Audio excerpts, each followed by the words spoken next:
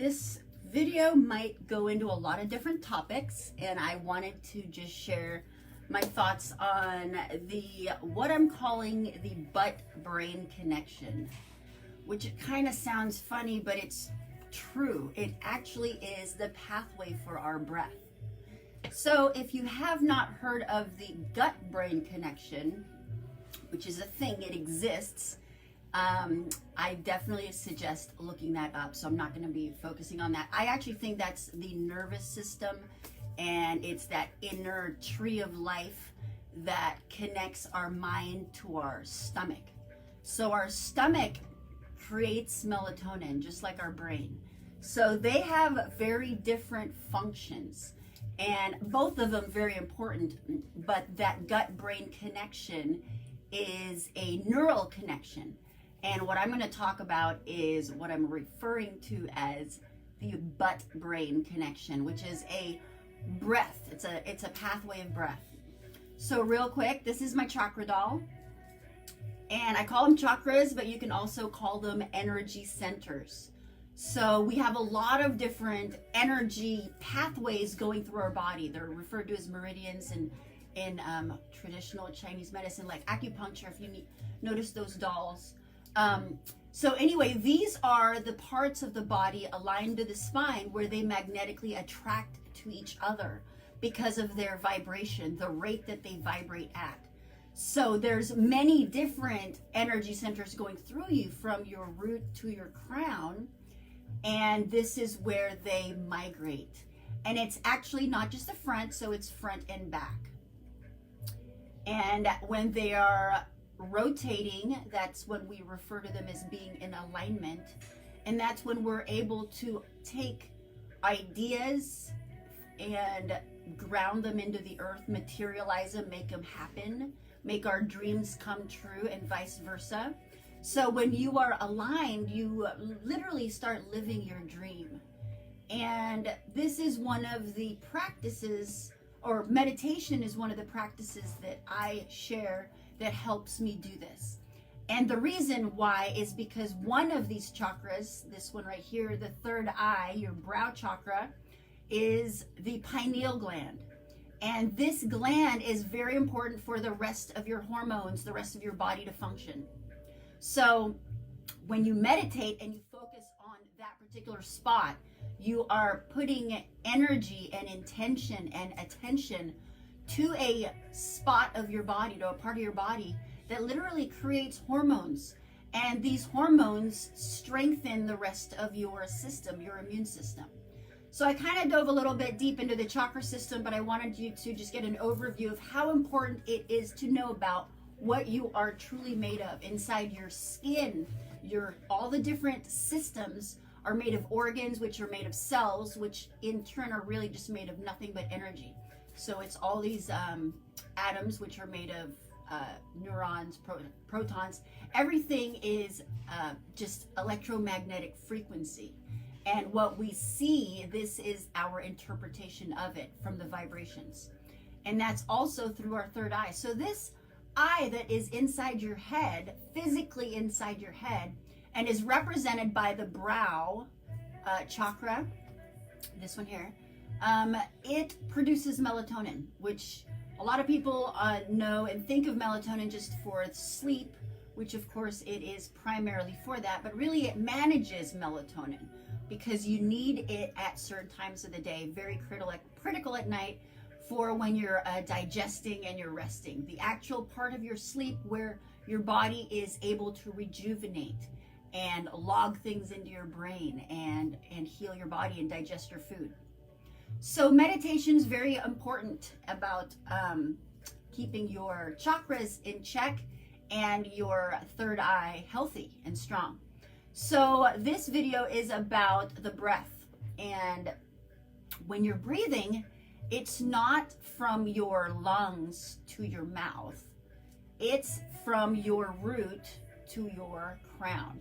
So your spinal system, or your spinal column, which is where your chakras are aligned, that's also referred to as, if you've heard, the Kundalini, which is also, I don't have a drawing available, but it's called the caduceus, which is the medical symbol where it's got the staff and the two snakes coming up, right? So imagine this as the staff, this is the snakes coming up, and they meet right here. The two snakes face each other.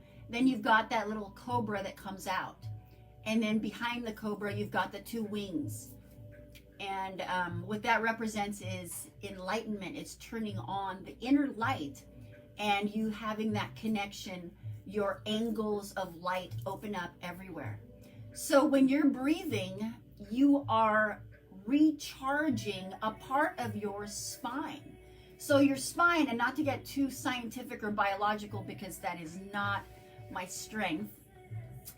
I'm aware that we have a spine, let's just call it at that. So your spine has something called cerebrospinal fluid. And this fluid flows up and down your spine. And it actually is what your pineal gland, your third eye, sits in a lake of cerebrospinal fluid. So it's floating in this fluid, which is connected directly to your spinal system. What that means is every time you activate your breath, every time you move your back, you're doing mindful movements like yoga, tai chi, any of that stuff, you're actually you're recharging this fluid in your spine, which connects everything in your body from butt to brain, right? The butt-brain connection. So why is this important? So your cerebrospinal fluid is made of, it's a solution. It's made of salts, proteins, and different things. And when this is charged, it creates a charge. It creates a positive and negative charge. So this, your electromagnetic being, your body, becomes a battery. You're charging your battery every time you breathe. So your breath, as you inhale and exhale, that movement actually is from your sacrum down here, your root, and it creates a wave-like motion, because we're waves, a wave up your spinal column and goes right into where your third eye sits. And this is actually a natural pattern that happens because we're already always breathing. But when you do certain practices, specifically at certain times of the month, because we have a very special lunar cycle that spits out a secretion from our pineal gland. It's called the Holy Claustrum, the Santa Claus of our brain. We'll go into that much later. But what that does is when you do practices, so you're honing in on this cerebrospinal fluid, then you're able to regenerate it. And as it is traveling through your body, you're able to really focus that and pinpoint it right to your pineal gland, which then puts all that literally kind of like a big bang right into your head, activates all of your brain, and it allows you to be connected to universal knowledge, and you remember your purpose. You recall the past, present, and the future, and this is all just really connects you to everything. And it's also represented by the halo on certain people, like it's the halo on Buddha or Jesus. And what that represents is an active pineal gland, because your light inside you is turned on, it's shining. So that gland is made up of little calcite crystals, quartz crystals. So, and as you know, quartz, it generates electricity and under pressure. So it's actually a property called piezoelectricity.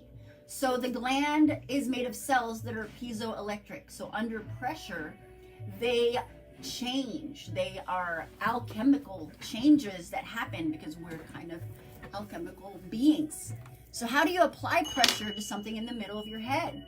Well, stuff like this works.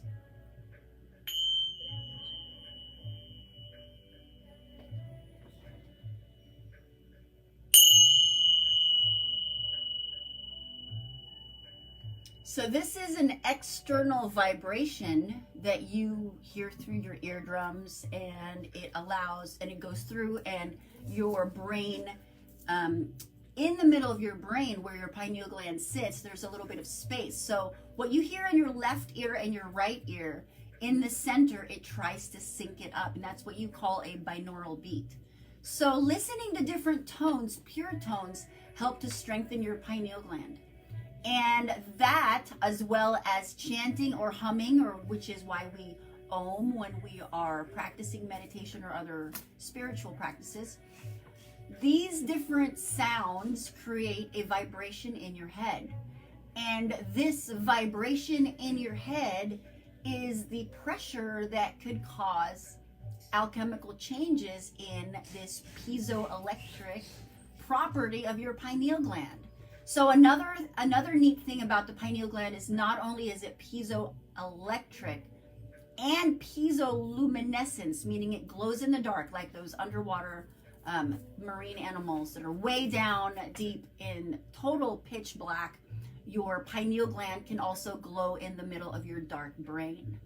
So it is also what happens is these cells that are found in your pineal gland has a lot of water.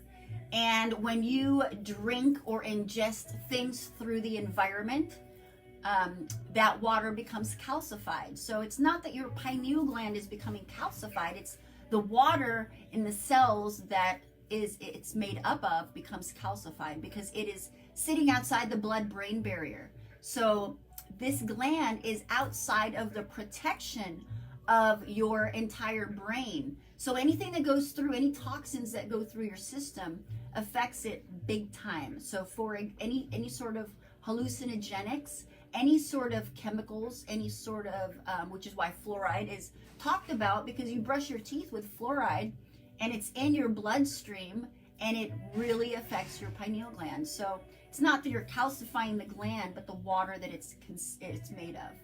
And the water that it's made of is floating in this liquid that your spinal fluid can activate and charge up using the breath. So you're a battery that you can turn on and charge using your breathing. And there's a lot of different practices you can do. I mean, just breathing, mindful breathing is really just paying attention to your breath. So meditation is, I just tell people, don't try to meditate. Just try to sit still for a little bit in the dark. That's all you need to do. And then do it for a little bit longer, and then a little bit longer. And then you'll just find yourself meditating, because that's the process that you'll find yourself in, the state that your brain is in when you are in silence and solitude, and it becomes still. So those are the 3 S's. And there's a lot of different things to support that. Of course, healthier eating, getting some sun, a lot of sun, listening to good music, and different tones such as these. And really being mindful of your thoughts, because your thoughts are also a vibration. So not only are we talking about the vibrations that come from outside, we're talking about the vibration that comes from your thoughts, which are fueled by the vibrations in your heart. So your thoughts create this vibration, but the stronger you feel about it, or the more focus you put on it, you are actually making that vibration, that thought form, stronger and strong enough so that it may potentially manifest. And that's how fears become actual pain in your body. So didn't want to go too far into that. So I wanted to just talk about breathing and how important it is to breathe. And I know right this time here in California, there's a lot of poor quality in the air. And I'd like to just encourage you to look for some eucalyptus. So I've got eucalyptus, just some dry leaves, and I'm squishing them up and putting them into little mesh bags. And when you hang them in your shower and turn the hot water on, you re-steam it and you're able to clear your breathing. And I'm also bringing in some eucalyptus bath bombs and all that stuff. But you can just find some eucalyptus leaves. And that was all. Wanted to just share the breathing practice. And all of this and more is in my book, which is going to be out in a few months. Link is in the bio. And it's actually talking about the pineal gland and activating this brow chakra, because this energy is the jump start for the rest of the endocrine system, which is your hormones, which keeps you balanced and healthy. So thank you for watching, and Let me know if you have any questions, and I will see you in the next video.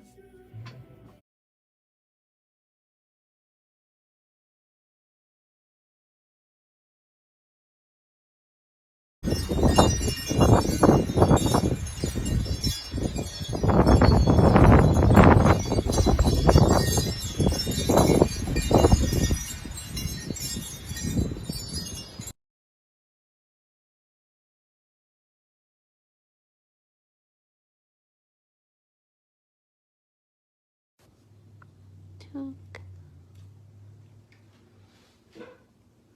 you go?